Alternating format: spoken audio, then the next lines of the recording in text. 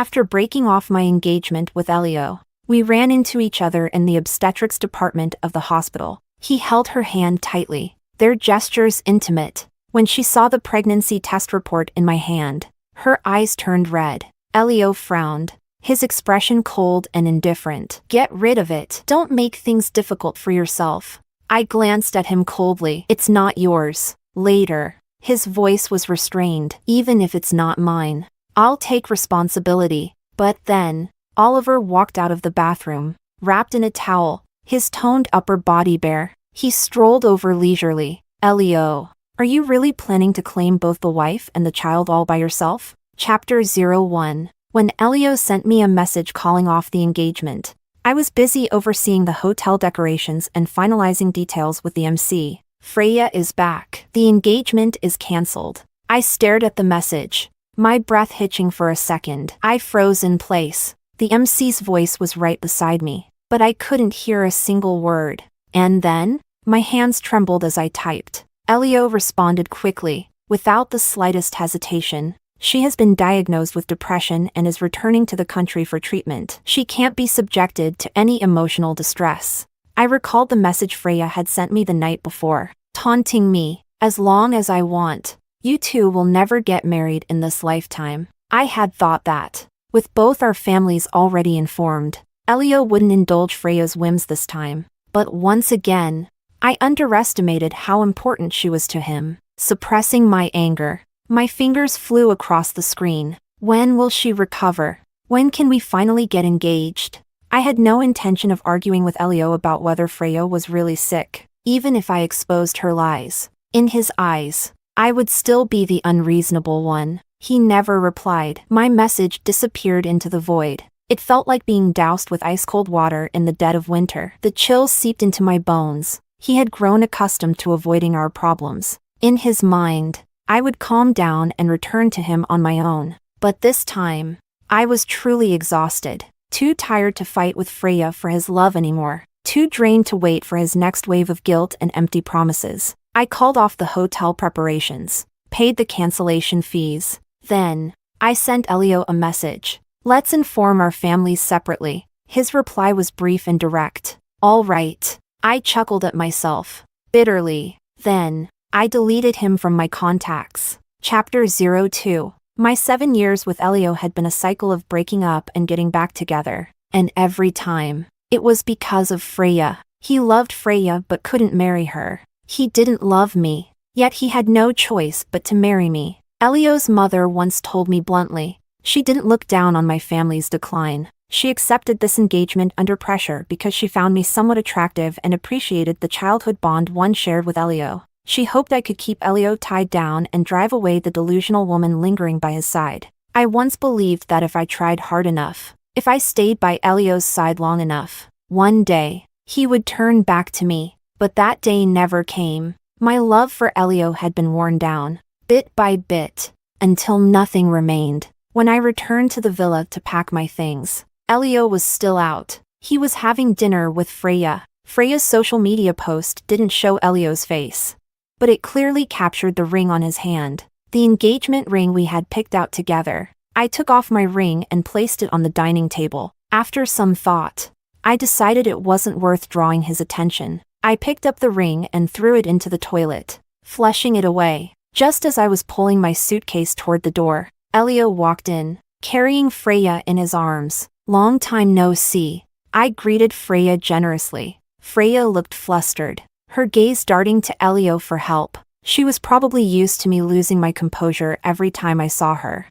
Used to me throwing a hysterical fit at the slightest provocation. Now, my calm demeanor had caught her off guard. Elio's gaze landed on my suitcase. Surprise flickered in his eyes for only a moment before his expression returned to normal. "That works. You moving out for a while will help Freya's recovery." Letting his fiancée move out of their home so his lover could recuperate. Elio spoke such shameless words as if they were perfectly reasonable. I had loved this despicable man for 7 years. I couldn't be bothered to argue with him. Without another word, I pulled my suitcase and walked out without looking back. Before I got too far, I heard Elio's voice. "Leave her be. She won't last long before coming back on her own."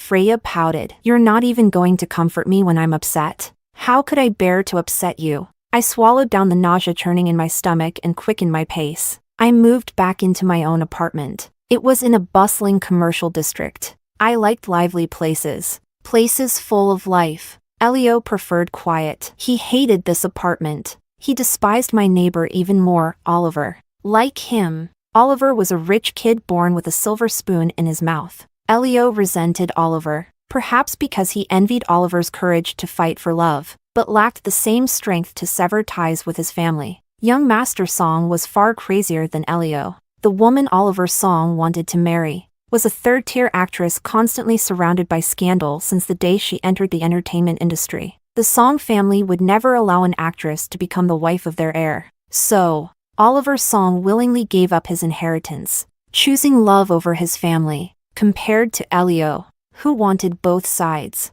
I genuinely admired this devoted lover. That night, for the first time ever, Elio called me. You left some things behind. I don't want Freya to feel uncomfortable seeing them. Tell me where you moved. I'll bring them over. Still speaking in that high and mighty, condescending tone, I didn't even pause folding my clothes. Holding the phone between my shoulder and ear, I replied carelessly. Throw them away. I don't need any of it. Silence. All I could hear was his slow, heavy breathing. A few seconds later, Elio's voice turned cold with frustration. Cecilia, what exactly are you throwing a tantrum about? The engagement is only postponed. Once Freya stabilizes, I cut him off, unable to listen any longer. Sorry, Mr. Koo, but I'm busy. I ended the call and immediately blocked his number. Standing on the balcony, I let the night breeze brush against my face, watching the city lights twinkle below. Leaving Elio was much easier than I had imagined. The muffled sounds of indulgence drifted up from downstairs, breaking the silence. Out of reflex, I leaned over the railing and glanced down. The thick greenery on the lower balcony obscured most of the view. All I could see were a pair of fair hands gripping the railing and a head bobbing rhythmically. Oh, turns out Oliver and his actress girlfriend lived downstairs, and they seemed to be quite enthusiastic. Not interested in voyeurism, I turned back inside to continue unpacking. Then, there was a sudden knock at the door. When I opened it and saw who was standing outside, my brain short-circuited for a few seconds. Oliver was right here. Then who the hell was the one exercising downstairs? Chapter 03. A flicker of surprise crossed Oliver's eyes. Sorry, wrong door, he said, turning to leave. I just moved in today. Want to come in for a drink? I called after him. What can I say? At that moment, I felt a little bad for him. After all, we were both victims of betrayal. Oliver turned back, raising an eyebrow. Oh, no need to keep your distance anymore? Elio never liked Oliver, and naturally, he never liked me associating with him either. Even though Oliver was a major shareholder in my chain of flower shops, we rarely met. Our interactions were limited to the annual profit distributions. Honestly, the only reason I had managed to reconnect with Oliver and secure his investment was thanks to my connections through the Koo family. Now that the flower shops were highly profitable, I had the financial security to walk away without hesitation. Looking at it that way, maybe those 7 years by Elio's side weren't entirely wasted. I shrugged. We broke up. Again? Oliver smirked, clearly amused. He stepped inside, slouching onto my couch, his long legs casually propped up on my coffee table. The poised, aloof young master I had first met was nowhere to be seen. I pulled a bottle of fine red wine from the cabinet. This time, it's a broken engagement. I handed him a glass, my tone indifferent. He swirled the wine, unable to suppress his grin. Wow, expensive stuff. Looks like you were really hurt this time. Need me to drink away your sorrows with you? If he hadn't knocked on the wrong door, he'd be hurting even more. I nodded. Very expensive. You gave it to me last year when you got drunk at the company party. It was a rare vintage. Back then, I couldn't bring it to Elio's villa, so I left it in my apartment. Now, it had found its way back to its rightful owner. Oliver's eyes flickered slightly before he downed the glass in one gulp. Forget it. Let's just celebrate your escape from misery. I raised my glass. And let's toast to you, finding true love soon. No man would ever want to hear about being cheated on, especially from someone they barely knew. But despite my subtle hint, Oliver didn't seem to catch on. He chuckled, his charming, mischievous eyes gleaming. My true love is right beside me. Maybe you should say that to yourself. Thinking about it, wasn't I just as blind as he was? Oliver defied his family for the woman he loved. Meanwhile, my heart had been shattered into pieces by Elio. Drink after drink, the wine dulled my pain. Before I knew it, I was completely drunk, crying, laughing, cursing Elio, then cursing myself. Oliver pushed me away, teasing, "If the Koo bastard finds out you're hugging another man, he'll probably cry and beg, but still won't want you back." Thinking about those 7 years, how I was always the one begging, always the one holding on, I let my drunkenness take over and poured out my grievances. This time, I don't want him anymore, even if he kneels and begs. I won't look back. Really? Oliver's gaze was intense, but I was too intoxicated to notice. I only murmured, truer than the purest gold, somewhere between sleep and wakefulness. I felt a warm pressure on my lips. A tingling sensation trailed along my skin, igniting a fire inside me. Instinctively, I responded to that searing passion. By the time I fully regained consciousness, it was already midday. Every muscle in my body ached, as if I had been run over. Looking at the scattered clothes on the floor, then at the bare-chested man beside me, Oliver. His long lashes cast shadows over his cheeks, his breathing steady in deep sleep. Faint traces of my kisses still lingered on his well-defined chest. Memories of the night before flashed through my mind. My brain short-circuited. Did I just sleep with Oliver? No matter what his girlfriend had done last night, the fact remained that they hadn't officially broken up. And now, I had done the same thing as her. If word got out that I was a homewrecker, public opinion alone could drown me. Holding my breath, I carefully moved Oliver's arm from my waist. Like a thief, I tiptoed around, hastily putting on my clothes, grabbing my phone, and escaping from my own home. I didn't stop until I had sped all the way to my office, exhaling a long breath. Hopefully, Oliver would wake up and decide, like me, to forget last night's absurdity. "Cecilia, Mr. Koo is waiting for you in your office. He just threw a huge tantrum." My secretary looked uneasy, clearly having endured some of Elio's temper. I stepped into my office to find Elio leaning against my desk, arms crossed. Beside him was my suitcase. The moment he saw me, his face darkened. "Cecilia, you've got some nerve. You even dared to block my number? This is what you left behind. Once Freya gets better, you can move back in." I let out a dry laugh and replied, "We've already called off the wedding. Why keep each other's numbers? Do me a favor and block me too, Mr. Koo." Elio's expression froze for a moment before he grew impatient. "Quit your nonsense. I already told you, you'll never win against Freya. In my heart, she will always come first. If you want to secure your position as Mrs. Koo, then learn to behave." Chapter 04. I couldn't hold back and cut him off. "Mr. Koo, did I not make myself clear? We are no longer engaged. Who ranks first in your life has nothing to do with me anymore. Do you understand?" I enunciated the last question slowly, deliberately. For a moment, he was stunned. His gaze locked with mine, cold, indifferent, unfamiliar. For the first time, Elio lost his composure in front of me. His neck muscles tensed, veins bulging as he pointed at me, voice raised. "Cecilia, if this is your little game of playing hard to get, I'm not in the mood to entertain it. I'm giving you one last chance. Either cooperate and help Freya recover, and we get engaged after she's better, or don't ever show your face in front of me again." Without a word, I bent down to pick up the documents he had flung to the ground. "As long as you don't show up at my door acting like a lunatic, I promise we'll never meet again." He wasn't used to being ignored like this. He had been spoiled, accustomed to my patience, unable to handle my indifference. He stormed out,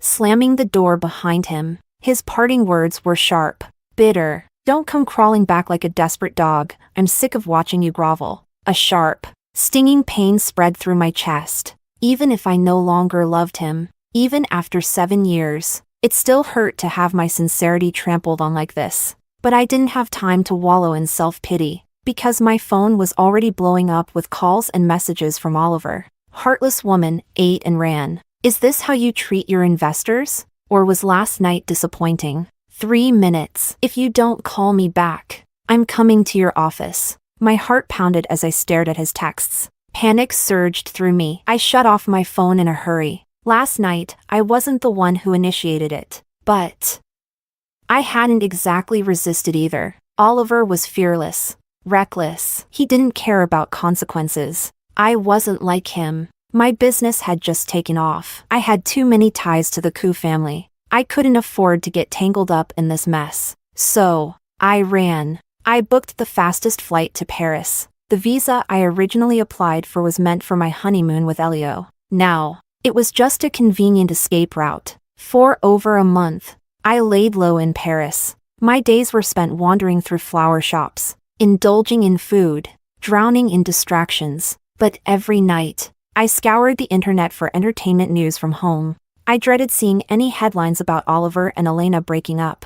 No matter the reason for their breakup, it wouldn't be good for me. Then, the news finally broke. A paparazzi photo of Elena shopping for jewelry with the heir of the Song family. The media speculated that she was about to marry into a wealthy family, her dream of becoming a socialite finally coming true. Though the image was taken from a distance, it clearly showed them picking out diamond rings. I let out a long breath of relief. With the weight off my shoulders, I booked a flight home. Yet, something felt off. I had been feeling nauseous, weak, constantly drained. The day after I returned, I went straight to the hospital for a checkup. What the doctor said next hit me like a bolt of lightning. You're 4 weeks pregnant. Do you want to keep the baby? The world spun around me. My ears rang. I gripped the test results in my trembling hands, barely aware of how I stumbled out of the consultation room. Every step felt unsteady, as if I were walking on air. I remembered taking emergency contraception the day I arrived in Paris. How could this have happened? Cecilia? A familiar voice snapped me out of my daze. I turned around. Elio and Freya stood just a few steps away, fingers intertwined, looking inseparable. Freya beamed at me, her voice sweet, almost saccharine. Sister, are you feeling unwell? Why are you here at the hospital alone? I told Elio I could come by myself, but he insisted on accompanying me. Freya had always been like this, a soft voice, casual words laced with subtle manipulation, always stirring conflict. In the past, she could provoke me with just a few sentences, but now that I no longer loved Elio, she just sounded annoying. You're so fragile, maybe Elio should be helping you pee at home too. A single sentence shut her up instantly. Her eyes welled up with tears, her gaze fixated on the pregnancy test report in my hand. You're pregnant? Tears slipped down her pale cheeks, one by one. For a moment, Elio had been silent, staying in the background. Then, he suddenly stepped forward, shielding Freya behind him. His face was cold, his words even colder. Get rid of it. Don't make things difficult for yourself. I glanced at him, my expression unreadable. It's not yours. Elio's face darkened, his pupils contracted. I didn't care to see his reaction any further. I walked past them and left. But before I could reach the parking lot, Elio caught up to me, grabbing my wrist. I didn't want to upset Freya just now, he said stiffly, but keep the baby. I'll let go of everything that happened before. His tone was casual, like he was granting me a favor. It was almost laughable. Mr. Koo, do you not understand human language? The baby is not yours. I shook off his grip, unwilling to waste another second on him. Elio scoffed, the mockery clear in his voice. Not mine? What? You have another man? His smirk was condescending, arrogant, because he never believed I could belong to anyone else. For years, I had been patient, accommodating, enduring.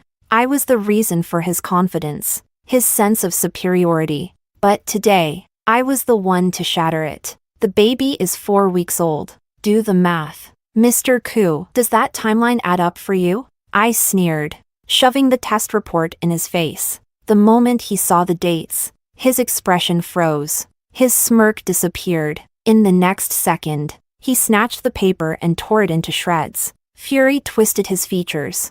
Whose child is it? Cecilia. You actually dared to sleep with another man? When did this happen? How long have you been with him? Chapter 05. Elio was completely thrown off by the sudden betrayal. In the parking lot, he shouted.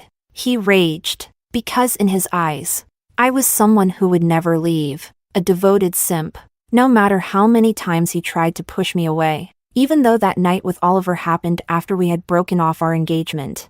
For him, it was an unforgivable betrayal, a deception that put the biggest cheating mark on him. Calmly, I replied, not for long, but long enough to make up for the 7 years I wasted on you. Now, I finally understand what it feels like to be truly loved. Physically, mentally, completely satisfied. Because I had once loved him, I knew exactly how to cut deep. I said those last 4 words with ease. A casual, relaxed tone. Elio's face drained of color in an instant. He had never looked so shaken in front of me before. He just stood there, frozen, even as I drove away. He didn't move. I watched his lonely figure fade in the rearview mirror. And yet, there was no satisfaction, no sadness either. Just a hollow emptiness. 7 years of emotions, completely severed. It was a strange feeling, but before I could process it, a sports car cut in front of me,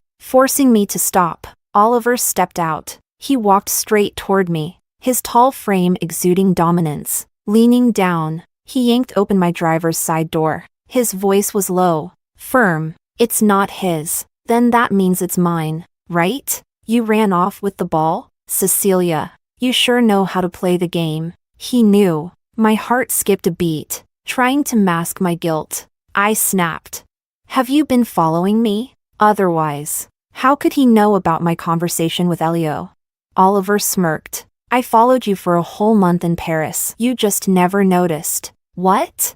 How did you even know I went to Paris? He let out a sigh, as if he were explaining something to a child. You had your secretary book the flight and hotel. I'm a major shareholder in your company. How hard do you think it is for me to track my CEO's itinerary? Then, his voice softened into something almost affectionate. I'm really starting to worry about our kid's intelligence. Our eyes met. His were warm, intense, pulling me in. This kind of chemistry, this kind of tension. Elio and I had never once shared it in 7 years. A loud honk shattered the moment. The drivers behind us were growing impatient. Are you moving or not? If you two want to get all lovey-dovey, take it home. Are we part of your little romance drama now? Embarrassed. My face burned. Move your car and talk at home. Oliver took my words and twisted them deliberately. All right, let's talk at home. He emphasized home in a way that sent my heart racing. I avoided his gaze, flustered. Before I could react, he leaned in and placed a quick kiss on my cheek. By the time I snapped out of it, he had already slipped back into his car. That little stunt left me completely rattled. I mindlessly followed his car all the way back to the apartment. But running wasn't an option anymore. I needed to sit down and have a real conversation with him. Once inside, I got straight to the point. This pregnancy was an accident. I have an appointment tomorrow too. A strong arm wrapped around my waist, pulling me into his chest. His breath was warm against my ear. I stiffened, my words stuck in my throat. How could you be so heartless? You avoided me for over a month, and now you want to get rid of our baby the moment you're back. I pushed him away, placing a firm hand against his chest to keep some distance between us. Only then could I think clearly. Mr. Song, I said, keeping my tone even, you were willing to cut ties with your family for Elena. I won't lie, I admired your love story, which is exactly why I can't let myself be the one who destroys it. This child is mine, and I have the right to decide whether to keep it. So, please, forget that night. Go have a happy life with Elena. Oliver's lips curved into a devilish smirk. He grabbed my hand and placed it over his abdomen. You can touch here instead. My abs are even more impressive. Even through the fabric, I could feel his heat, the firm ridges of his muscles. My ears burned. I tried to pull my hand back, but he held it firmly in place. Who told you I was marrying Elena? I blinked. But you two went ring shopping, Oliver scoffed. If I didn't put on a little show with Elena, would you have ever come back from Paris? My mind spun. Why would Elena help you stage that? Unless, did he know? Did he find out Elena cheated on him? Did they break up? His response made my jaw drop. Why wouldn't she? Elena and I have only ever been friends. What the hell? Chapter 06. Oliver called Elena right in front of me. The voice on the other end was sultry. Breathless, I didn't dare imagine what she was doing. Yet, for some reason, my mind betrayed me. Flashing back to that night, his warmth, his touch. Found your runaway wife yet? Elena teased. You have no idea how much that news story messed up my game with the younger guys. Oliver's voice was lazy, amused. Victory is within reach. Say hi to each other. Before I could react, he shoved the phone towards me. Somehow, I found myself greeting Elena. Cecilia, I've heard so much about you. Let's grab a drink sometime. I know some guys you'd love. Still dazed, I murmured. Sure. Oliver immediately ended the call. Then, with a smirk, he asked, holding onto my abs while thinking about other men? I jolted, snatching my hand away like I had been electrocuted. My heart pounded erratically, avoiding his intense gaze. I quickly moved to the couch. What was that about? Seeking a wife? I tried to steady my voice. My memory of Oliver was distant. We had barely interacted before. We had never dated, never even flirted. So where was this wife-seeking nonsense coming from?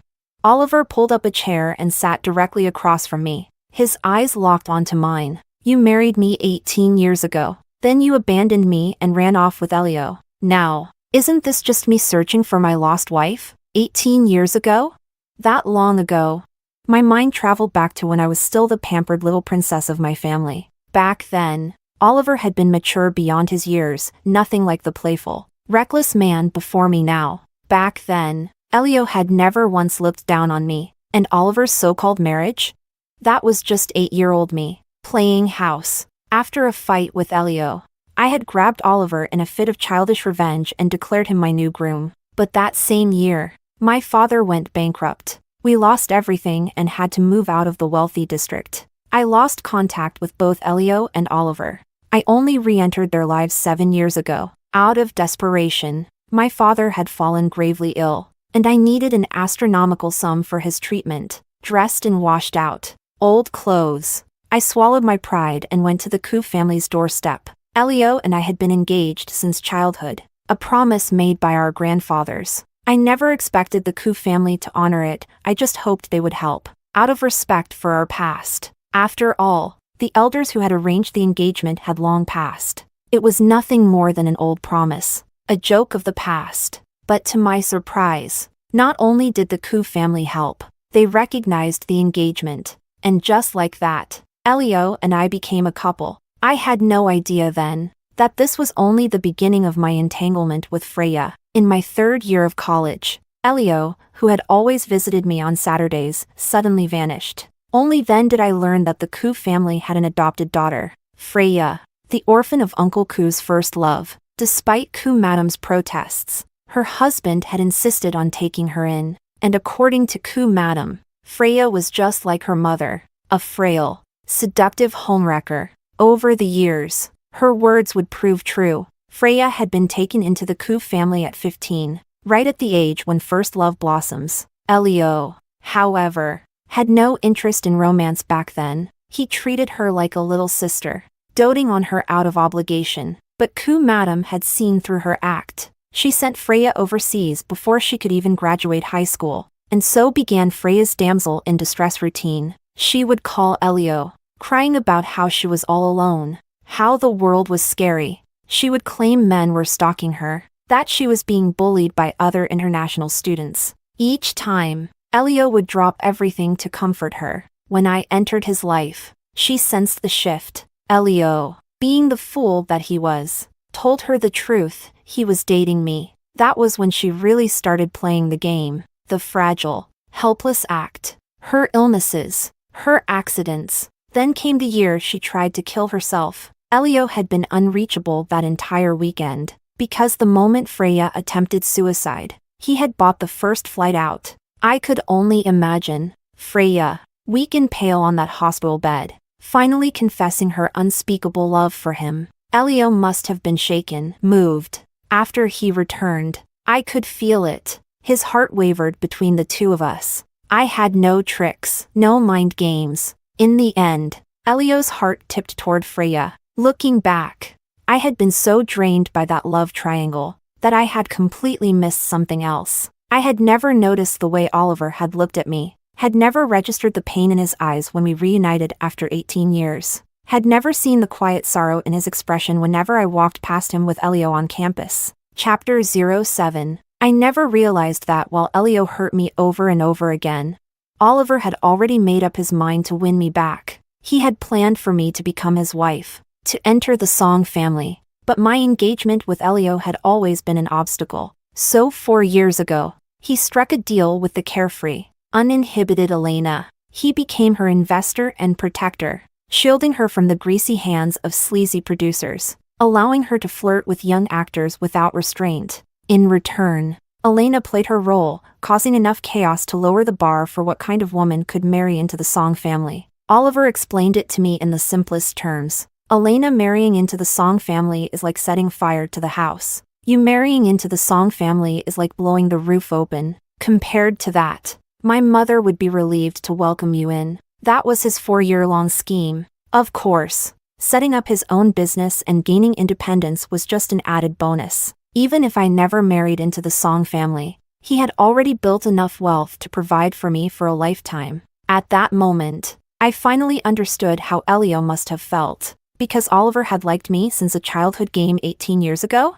This man, this pure-hearted fool I secretly admired. I didn't understand it, but I was shocked. We were 8 years old. Oliver, isn't that way too early to fall in love? He corrected me seriously. You were 8. I was 10. I pulled my hand out of his grasp. And how were you so sure I would break up with Elio? Or that just because I left him, I'd choose you? His lips curved into a slow, knowing smile. Because I have confidence. After all, I worked very hard to make sure you were thoroughly satisfied, body and soul. He deliberately emphasized body and soul. Then, as if proving a point, he stood up and stretched, casually displaying his sculpted abs and chest. My face burned. My mind turned into mush. Unbidden, flashes of that night resurfaced, again and again. Oliver, just go home. I need time to think. I opened the door, pushing him out. The sheer amount of information today was too much. I needed space to process it.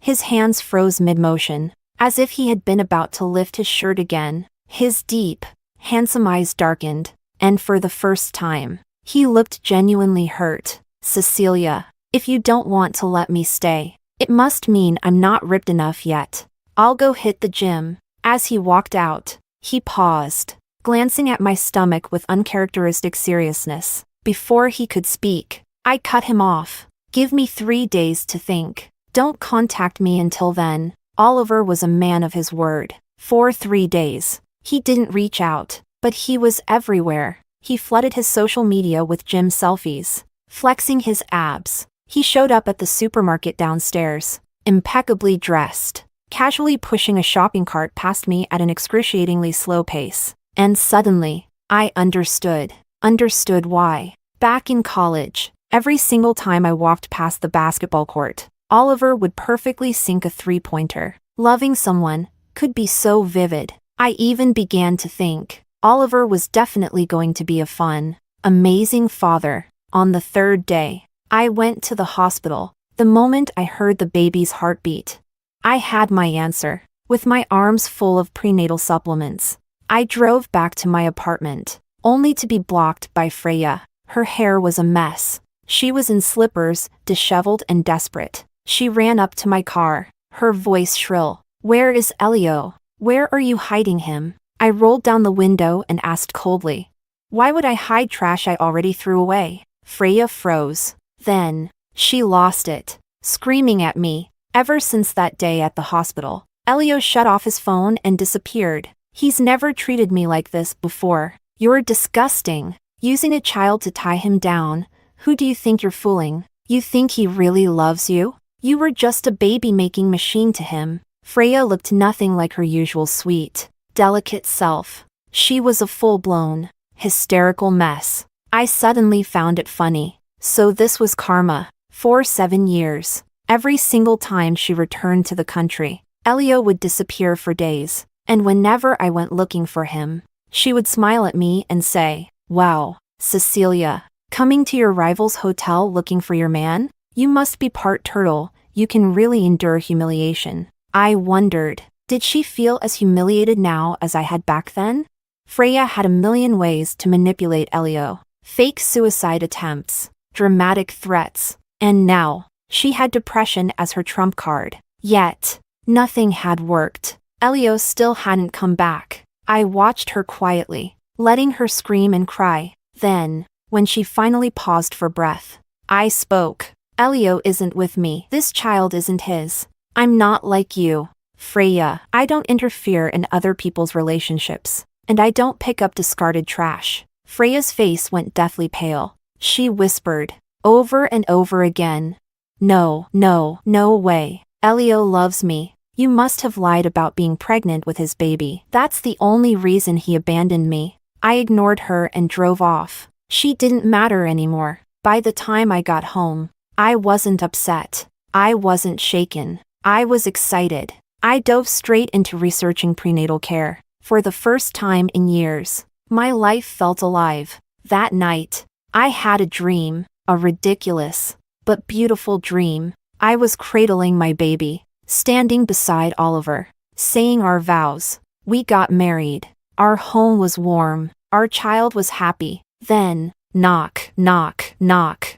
I groggily opened my door. Oliver leaned against the frame, striking a dramatic pose. He was shirtless. A towel hung low on his hips, showcasing his sculpted abs. In my dream, Oliver had been obsessed with showing off his abs, even cracking nuts and opening bottles with them. Half asleep, still lost in the dream, I blurted out, "Hubby, you're back." His entire body stiffened, his eyes darkened. Then, his voice shot up. "What did you just call me?" I snapped awake. The moment I realized what I just said, my face exploded with heat. I spent the entire night crafting dozens of excuses, ways to explain my slip-up, but Oliver refused to let go. Like a clingy koala, he latched onto me. In the end, I gave in. If he really could open a beer bottle with his abs, I would admit I did call him hubby. The next day, our apartment ran out of beer with bottle caps. Funny how love works. I spent 7 years with Elio and always felt a distance between us. Yet, after just 7 days with Oliver, we felt like we had been together forever. With him, I never worried about my appearance, never second-guessed my words. For the first time in my life, I was truly in love. Chapter 08. The morning Elio came to my apartment, Oliver and I were about to head out to get our marriage certificate. After only 10 days of not seeing him, he had lost a significant amount of weight. His suit hung loosely on his frame, his cheeks sunken, his normally neat hair now messy and unkempt. His eyes were red as he spoke in a hoarse voice. "Cecilia, I lost. I love you more than I ever realized. These past days, I haven't been able to sleep. Every time I close my eyes, all I see is you. So, Cecilia, let's forget about Freya. Forget about him, let's just start over." His eyes shone with deep, almost overflowing emotion. He reached out, trying to touch my face. I took a step back, avoiding him. For a moment, I was in disbelief. Had I not been clear enough? Or had Elio lost his memory? He knew I was carrying another man's child, yet he was still here begging me to come back.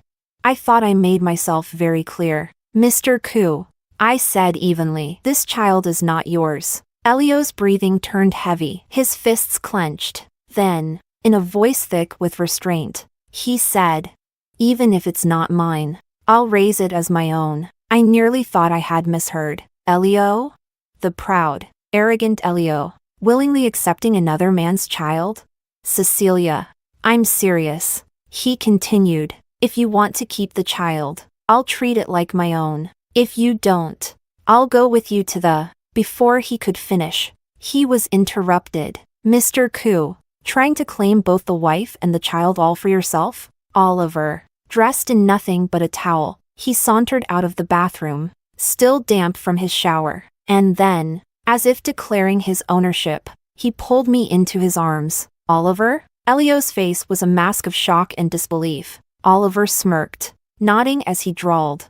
The pure-hearted warrior who waited in silence for over a decade and finally struck with precision, that would be me. Oliver's song. Elio froze, his expression flickering between disbelief and something far more complex. Then, moments later, he masked his emotions, looking at Oliver with open provocation. Cecilia has loved me for 7 years. No, more than 7 years. She's loved me since childhood. You're nothing but a convenient replacement. Without this child, she would have never left me. Even if she chooses you today, it's only out of spite. She could never truly love you. Even if you marry her, Oliver, you'll always be my shadow. Elio had always relied on the fact that I loved him. He had used that love to let Freya trample all over me. Now, he was using it to provoke Oliver. If Oliver let those words get under his skin, a rift would form between us sooner or later. But Oliver, he was unfazed. He simply loosened his hold on my waist, and then, with deliberate slowness, placed his hand over my stomach. This is called rising through the ranks by virtue of my offspring. This child is my honor, my medal. Without him, how would I be standing here today? His teasing words were light, but his gaze was sharp, filled with undeniable pride. The more Oliver laughed, the darker Elio's expression became. His eyes burned with frustration, flickering between me and Oliver. Cecilia, don't regret this. Elio forced himself to maintain composure, turning to leave. Wait, I called after him. Hope flared in his eyes as he turned back. I stepped forward, reaching out my hand. The ring, I bought it, so return it to me. On his finger, he was still wearing the engagement ring I had picked out. I had no desire to be tied to him anymore.